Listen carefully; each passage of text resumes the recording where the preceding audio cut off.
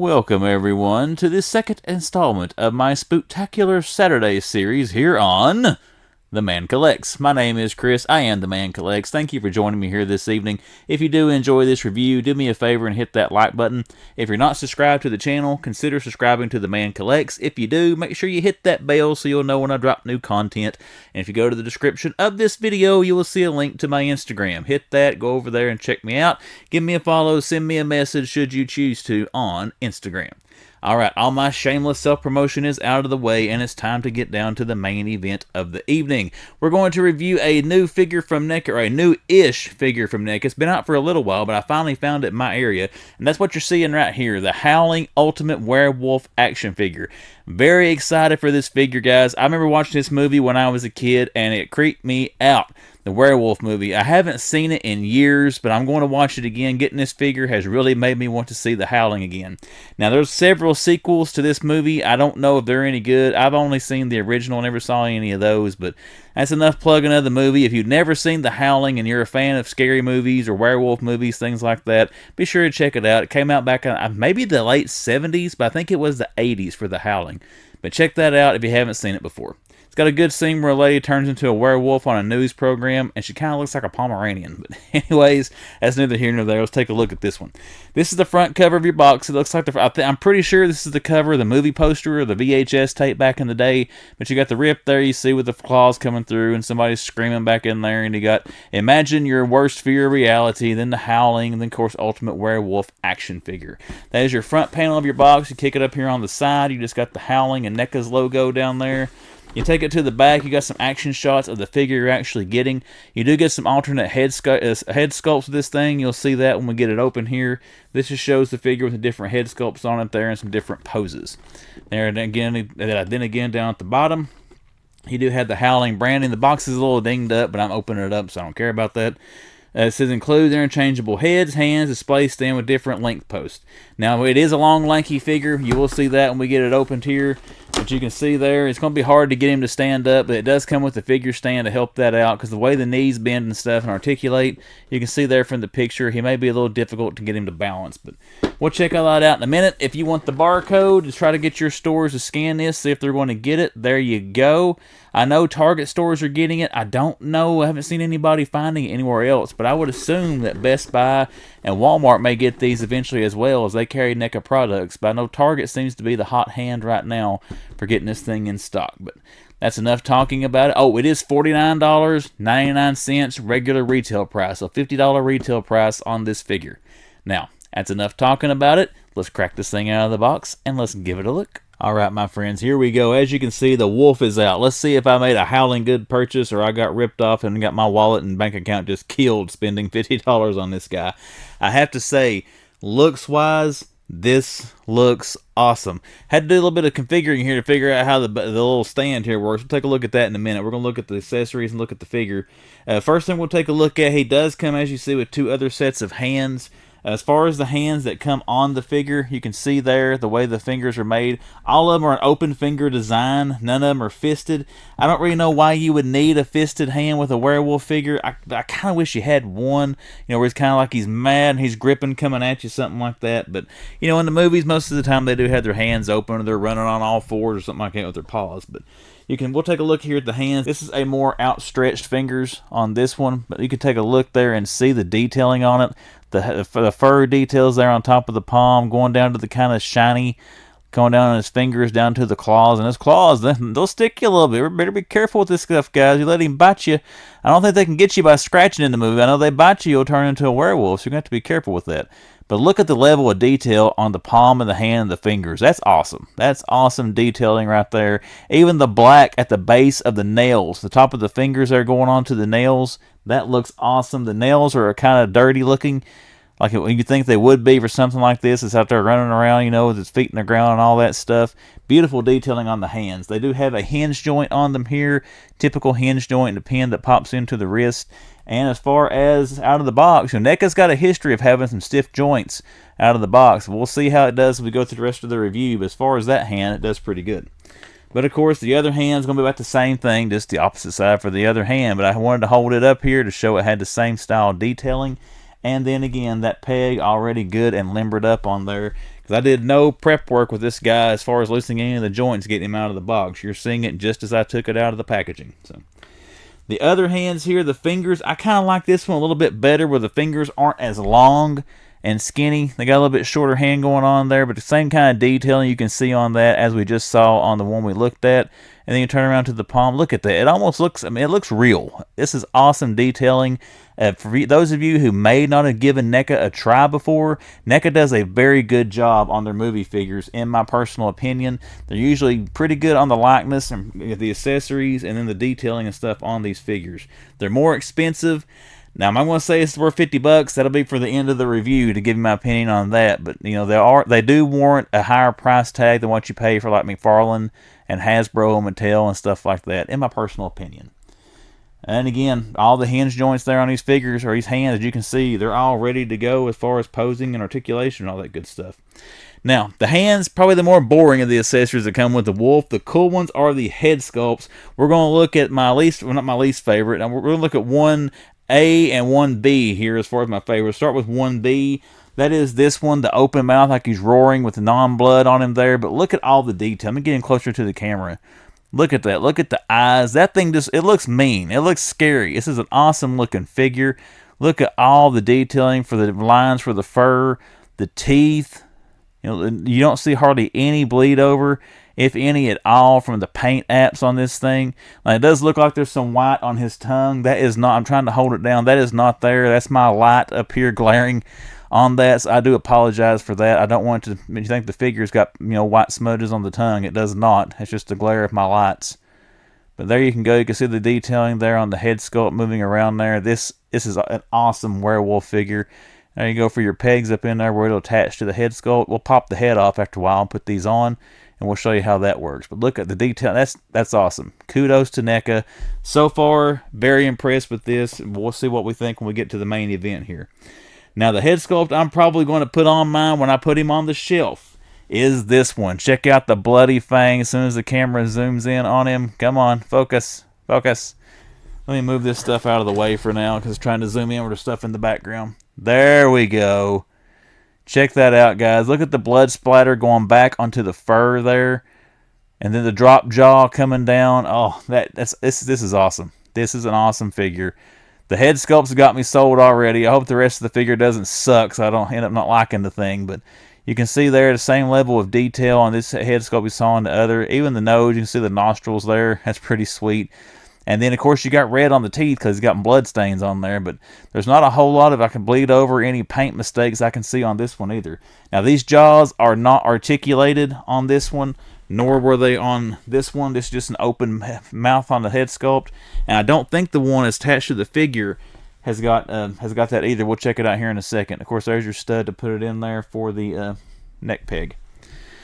Alright, your other accessory that came with this thing, let's go ahead and lay our wolf back over here. He does come with a stand, because as you can see, the legs are long and skinny. He's a tall action figure. We'll measure him here in a second. But you do get the little clear base stand here, and you get two different poles of different lengths. These are to, if you got him squatted, I guess, you can use this attachment to have it a little bit lower down, and this one here if you want to do him standing up. And what you do with these, you take them, of course, you got your end there. You just plug that into the bottom of the figure stand. You don't drop it like I just did. You actually push it in there. It goes in there very securely. And then you've got this little clip you can see there that pops into the top of this. And then from what I can tell, looking at this thing, you got his little butt nub there, his little bobtail. That kind of holds on to that to try to help him. Or you can get on the inside of his, wherever you can get this to get a hold of him, to hold him up in your display is where you're going to put it. But, you know, if you got him standing up, I seem to find that little tail fits perfect in there. And mine fell over, but I didn't have it set up right. But anyhow, you put that little nub in there, looks like, and it kind of helps hold him up. There you go. You can see there. Because his feet and stuff, I don't see this standing on its own. We'll mess with that some towards the end of the video. But it does come with this little stand. Again, you got two adjustable heights there you can put him at if you don't want him to be as high up if you got him more in a squatted position.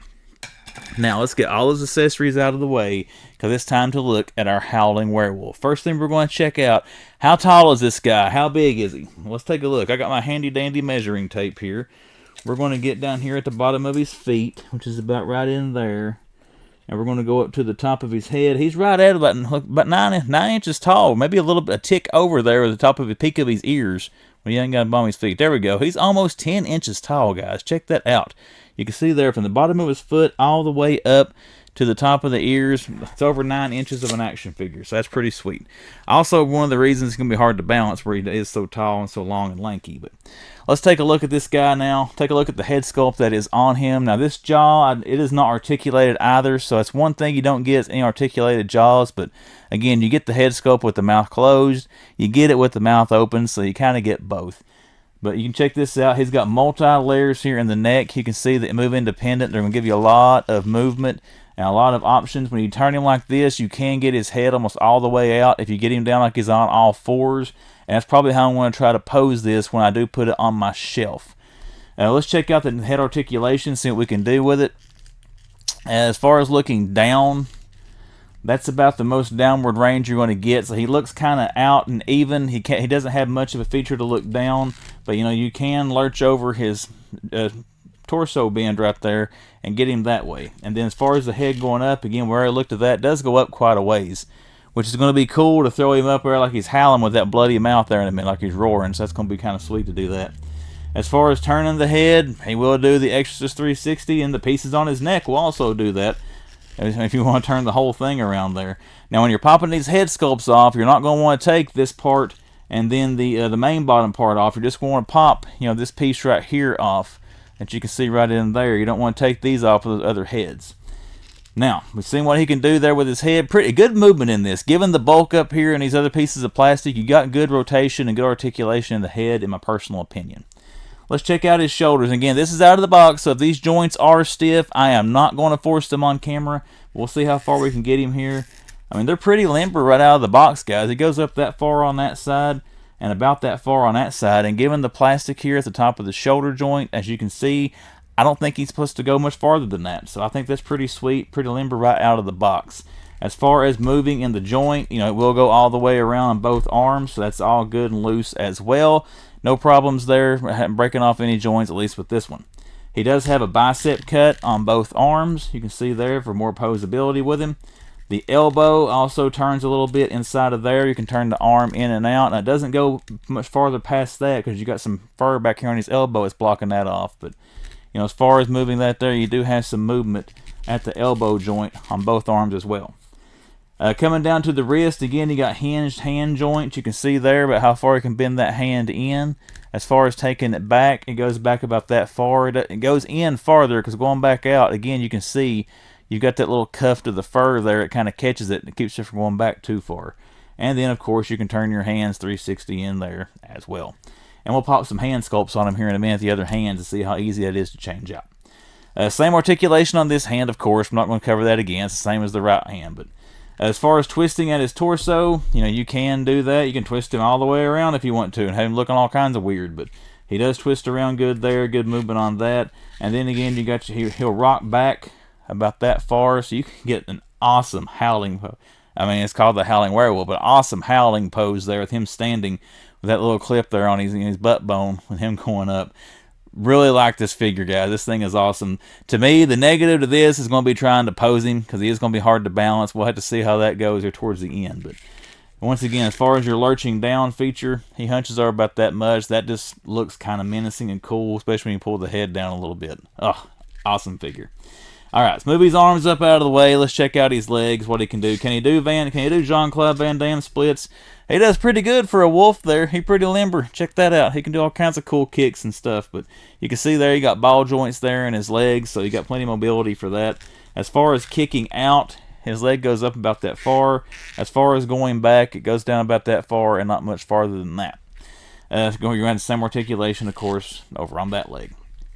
Let's check out his knees. You got a knee joint there. You also have a joint here where he does have the dog legs where you can bring him down and then get him down like that. Or if you do put him down all fours, it's more of a typical canine pose there. You can see here you got a pose there in his foot and a pose there at the ankle in a joint. Now that one is kind of stiff. There we got his foot to move a little bit. You can see there that's about as far as you can take it up. Let's straighten his leg out so you can see that a little bit better represented. But there you go. It goes about like that, and then it goes down all the way flat. So pretty good articulation in that. These has been the stiffest so far on this figure, but maybe they're meant to be that way. They almost feel like a ratcheting joint. So maybe they're made to stay in a more, I guess, rigid position to help keep him balanced where his feet are kind of small. As far as turning, they do turn there at that little lower ankle, knee joint or whatever, and they also turn there at that joint, and they also turn at the knee joint. So you have multiple points of articulation down through there, which will help you get this thing to pose with these skinnier legs with all those different options to move and twist the feet around to get him more stable. The feet, you can see there, they're not super big as far as the spread goes. They're in the palm of my hand compared to the rest of the figure. To me, that little small foot pad there, that's what's going to be hard to even. Let's just see if he'll even stand up. If we can get him to even kind of halfway stand the way I've got him kayaked here. Come on, Wolfie. Come on, Wolfie. Come on. Nah, he's not going to, guys. I might can get into him. I'm going to waste all that time on camera. But you see the articulation there. And then keep in mind on my figure here, this ankle joint right here. And that right there was very stiff to get to move. You know, be careful with that when you're going to want maybe warm that up a little bit before you try to mess with him. Don't do what I did and just force it. You know what can happen with that. You can end up breaking that off, and you don't want to do that.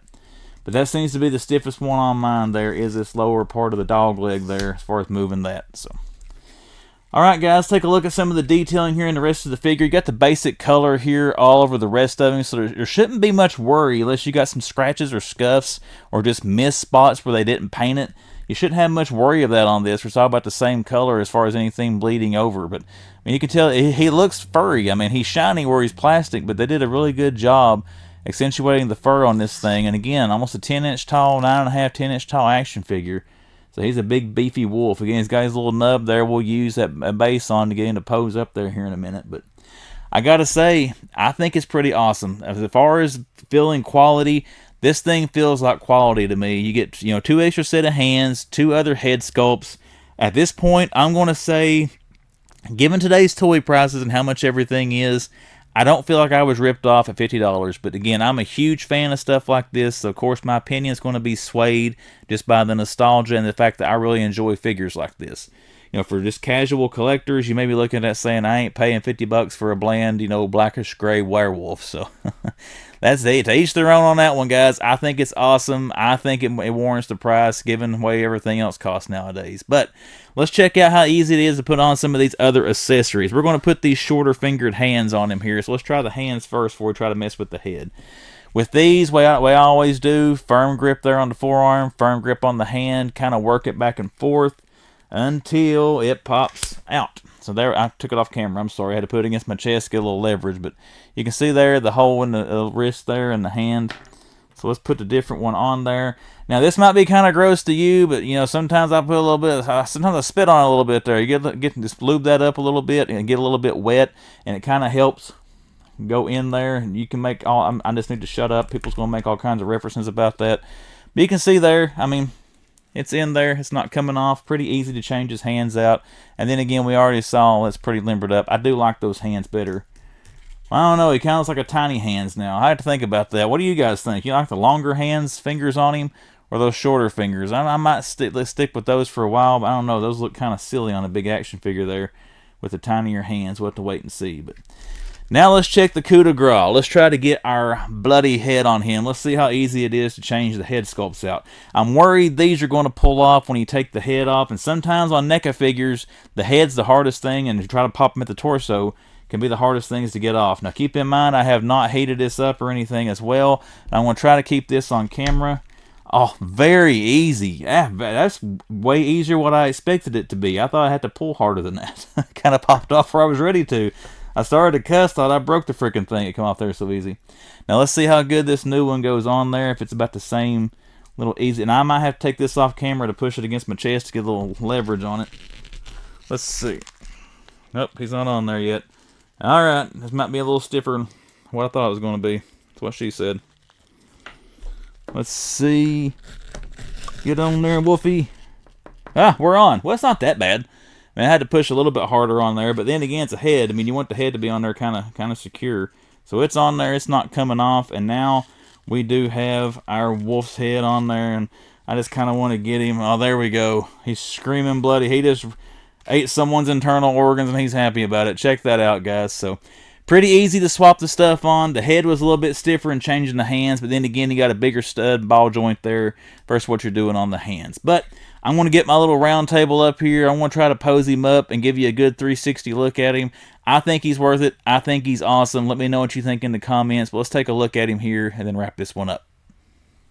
Alright friends, time to wrap this one up. We'll make this quick. We already talked about it. Gotta say guys, really enjoy this figure. Two little quick notes though. If you notice a lot of light and I'm really bright, I'm sorry. I have an additional light turned on here to get light on the figure so you can see more of him and he's not in the dark. It's more about seeing the details on the figure than seeing my fat face here lit up. But that being said, number 2 thing on this, I had him standing up without this base. But he's very delicate. Every time I would get him to balance and I would move my computer mouse under this table I'm using to turn the recording on and off, I would barely move and he would fall over. So he will freestand as long as you don't breathe, move, or a piece of dust land on his nose and knock him over. He will stand up. He will balance a little bit. Now, the only negative I will say about this figure are these feet. Even using the stand here, you can tell his feet are not flat on the surface.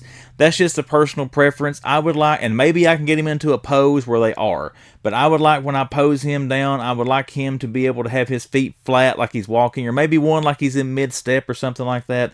But there's no way he's going to be standing there with his feet the way they are right now. He'd be falling down, which he would be falling down if I move that stand off his butt. But other than that, guys, awesome figure. I would recommend this if you're a fan of NECA figures, if you're a fan of horror movies, you're a fan of the werewolf genre. I think you would enjoy this figure. We'll spin him around here and take one more look. I know we've already looked at like crazy, but I really enjoy this NECA werewolf, so we want to take one more little slow spin look at him here. I got to change the hand out. I still got the long-fingered hand on that one, and then the short-fingered hand on his other one there, but I'll fix that before I put him over on the shelf. Love that bloody mouth there. He looks awesome. Awesome figure. Kudos to NECA for this. Let me know again in the comments what you think about this figure. You going to pick it up or are you going to pass? You think $50 is ridiculous for it, or you think given the current prices of NECA, it's about on point for where we are today with pricing? Once again, everyone, enjoy the video. Hit that thumbs up. If you're not subscribed to the channel, consider clicking subscribe. Follow me on Instagram, all that fun stuff, and I'll see you the next time the man comes around.